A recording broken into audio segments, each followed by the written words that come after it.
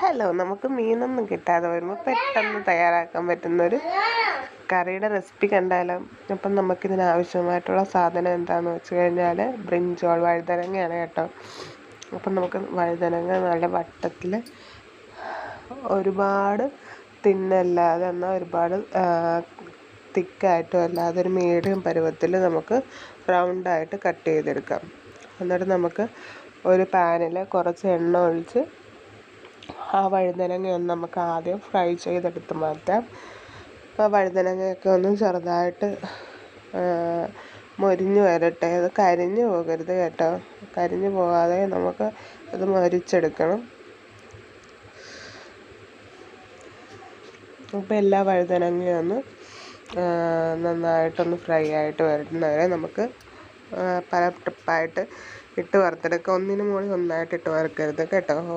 നിരയായിട്ട് ഇട്ട് വറുക്കണം. അപ്പം അതിനുശേഷം ആ എണ്ണയിൽ തന്നെ കുറച്ച് കറിവേപ്പില വറുത്തെടുത്ത് വെക്കാം.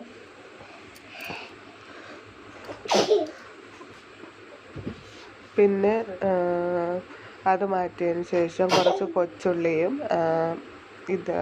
വറ്റൽമുളകും നമുക്ക് ആവശ്യമുണ്ട്. അപ്പോൾ അതും കൂടെ ഒന്ന് എണ്ണയിൽ ഫ്രൈ ചെയ്തെടുക്കണം നമുക്ക്. അപ്പം വറ്റൽമുളക് കൂടെ ഫ്രൈ ചെയ്തെടുക്കുന്നുണ്ട്.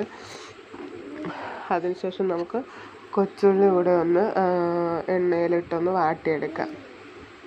അപ്പം നമ്മുടെ വറ്റൽമുളകൊക്കെ നന്നായിട്ട് ഫ്രൈ ആയിട്ട് വന്നിട്ടുണ്ട്. ഇനി നമുക്ക് കൊച്ചുള്ളി കൂടെ ഒന്ന് ഫ്രൈ ചെയ്തെടുത്ത് മാറ്റി വെക്കാം. അപ്പോൾ എനിക്ക് പനിയായിട്ടിരിക്കുന്നതുകൊണ്ട് ഇടയ്ക്ക് സൗണ്ട് ഞാനിങ്ങനെ ശ്വാസം മുട്ടുന്നതുകൊണ്ട് ഇടയ്ക്ക് ഒരു സൗണ്ട് ഡിസ്റ്റർബൻസ് ആയിട്ട് തോന്നുമായിരിക്കും. അപ്പോൾ നമ്മുടെ ചാനൽ ആരെങ്കിലും ആദ്യമായിട്ട് കാണുന്നവരുണ്ടെങ്കിൽ നമ്മുടെ ചാനലൊന്ന് സപ്പോർട്ട് ചെയ്യണം. വീഡിയോ ഇഷ്ടമായ ലൈക്ക് ചെയ്യുകയും കമൻറ്റ് ചെയ്യുകയും ഷെയർ ചെയ്ത് കൂടെ കൊടുക്കണം കേട്ടോ. അപ്പം വറ്റൽമുളക് വാടി വന്നതിന് ശേഷം നമുക്ക് അതിലേക്ക് കൊച്ചുള്ളി കൂടെ ഒന്ന് ആ എണ്ണയിലിട്ട് വഴറ്റിയെടുക്കാം. അതിൻ്റെ കൂടെ തന്നെ ഞാൻ ഒരു കഷ്ണം പിഴുപുളി, ചില സ്ഥലത്ത് വാളംപുളി എന്നാണ് പറയുന്നത്, ഒരു കഷ്ണം പിഴുപുളി കൂടെ ഇട്ട് കൊടുക്കുന്നുണ്ട്. എന്നിട്ട് അതും കൂടെ നന്നായിട്ടൊന്ന് വാടി വരട്ടെ. അത് കഴിഞ്ഞ് അടുത്ത ഘട്ടം എന്താണെന്ന് ഞാൻ കാണിച്ചു തരാം. അപ്പം നമ്മളെല്ലാം ഒന്ന് വഴറ്റിയെടുത്തിട്ടുണ്ട്. അപ്പം നമുക്ക് ഇടികല്ലിലോട്ട് ആദ്യമായിട്ട് ഉണക്കമുളക് നമ്മൾ ഫ്രൈ ചെയ്ത് വെച്ചിരിക്കുന്ന ആദ്യം ഒന്ന് ചതച്ചെടുക്കാം.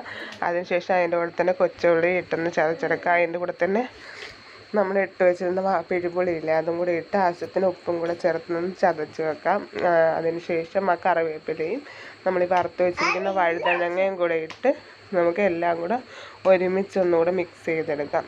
അപ്പം നമ്മുടെ ഐറ്റം ഇവിടെ റെഡി ആയിട്ടുണ്ട് കേട്ടോ.